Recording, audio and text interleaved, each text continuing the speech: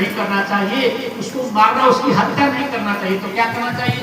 बोले उसका सभा के मध्य में उसको अपमानित कर दो, उसको गाली गलौज दे दो, उसको तिरस्कार कर दो, भगा दो, नगर से निकाल दो, गांव से निकाल दो, यही उसके लिए मरने का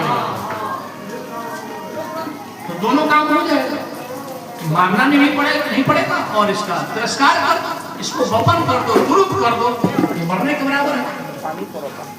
वही किया गया। बोले ठीक है, चलो बस अश्वत्थामा को वपन कर दिया गया। आपको मालूम है, वपन करके मणि निकाल ली और मणि निकाल के ले लिया और बस चल भगा दिया, जाओ भाग।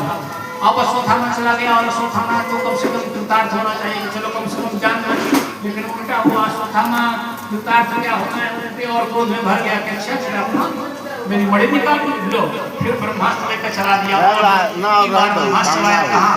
उत्तरा के गर्भ। अभिमन्यु की पत्नी बोले सबसे बड़े धनुर्धारी अर्जुन, धर्म के मर्मज्ञ युधिष्ठिर, सबसे बड़े बलवान भीम, सब बड़े बड़े लोग हैं, लेकिन उत्तरा किसी के पास नहीं कोई मदद मांगना नहीं।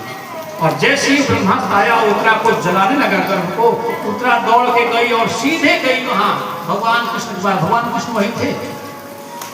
पाहि पाहि महायोगिन देव देव जगत्पते,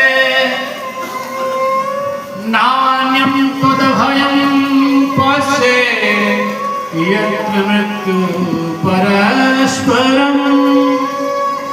हे योगेश्वर, हे जगतपति, पाहि पाहि, रक्षा करो, त्राहि मां, रक्षा करो। बोले से तो कहते उत्तरा दौड़ी भगवान कृष्ण के पास सीधे गई, उनके चरणों को पकड़ लिया।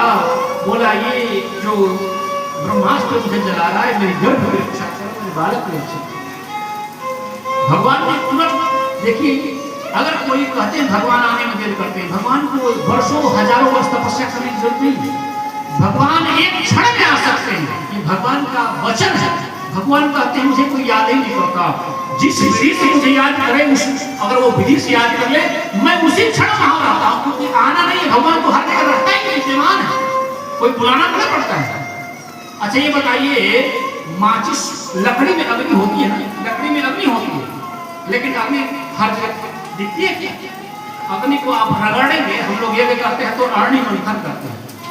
अग्नि मंथन जैसे कि आप प्रकट हो जाते हैं, इसका मतलब लकड़ी में अग्नि है लेकिन दिखती नहीं है।